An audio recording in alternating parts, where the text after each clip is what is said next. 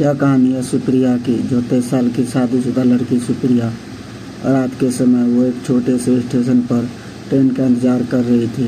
सर्दियों का मौसम, रात के 11 बज गए थे। ठंड अपने पूरे चरम सीमा पर थी।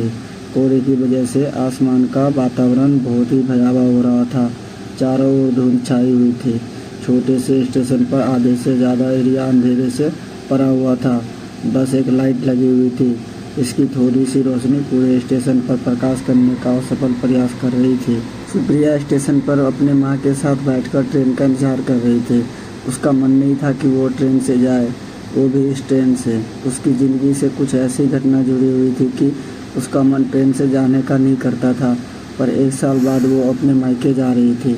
उसकी बदकिस्मती हो या होनी, उसको ट्रेन से जाना था, वो भी उस ट्रेन से जिस ट्रेन से उसकी ज़िंदगी की कोई बहुत बुरी यादें जुड़ी हुई थी, जिसके बारे में सोचने से भी उसके अंदर तक का डर पैदा हो जाता था। वो उन बुरी यादों को बचपन में ही दबाई थी। उसको अंदाज़ा भी नहीं था कि वक्त उसके साथ क्या खेल खेलने वाला है। उसने सोचा भी नहीं था ये यात्रा उसके जीवन में उथल पुथल लाने वाली है।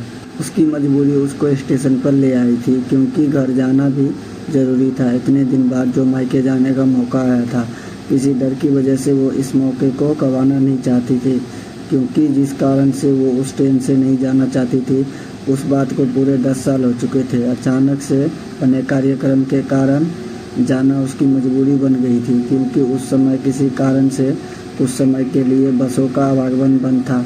अंधेरे में डूबा स्टेशन, उस पर कोहरे की चादर, जिस कारण दूर दूर तक कुछ नज़र नहीं आ रहा था।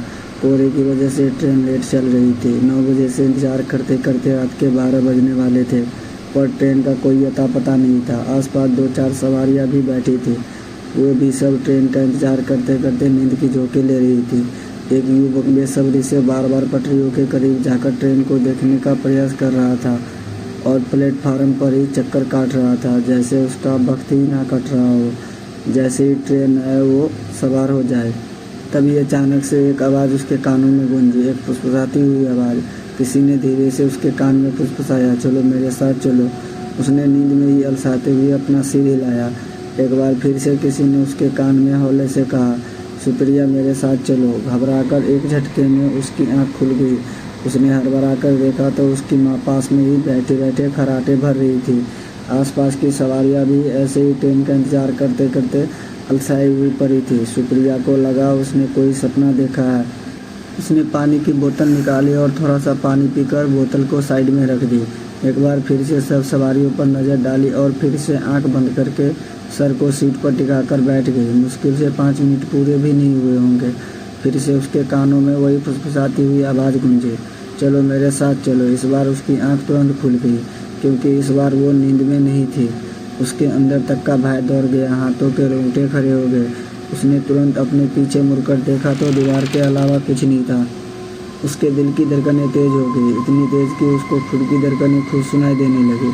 उसने माँ की तरफ देखा तो वो अब भी घोड़े बेचकर सो रही थी। उसने अपनी सांसों को संयमित किया और हिम्मत करके उठकर देखा तो आसपास कोई भी नहीं था। स्टेशन की टिकट खिड़की थोड़ी ही दूर बनी थी, जिसमें हल्की हल्की रोशनी नज़र आ रही थी। उसने प्लेटफार्म के दोनों साइड देखा, उसको कुछ भी नज़र नहीं आया। अचानक से आसमान में बिजली करके उसकी नज़र ट्रेन की पटरी पर गई। उसको लगा वहाँ पटरियों के बीच कोई छाया खड़ा हुआ है। कम रोशनी और कोहरे की वजह से कुछ साफ दिख नहीं रहा था। हल्की हल्की बूंदें आने लगी थी। अचानक से एक बार फिर से तेज बिजली करके उस रोशनी में उसने जो देखा ध्यान से तो उसके भय से आंखें फैल गई। तभी किसी ने पीछे से उसके कंधे पर हाथ रखा तो उसकी भय मिश्रित चीख निकल गई। आगे की कहानी सुनने के लिए सुनते रहिए द हॉरर स्टोरी।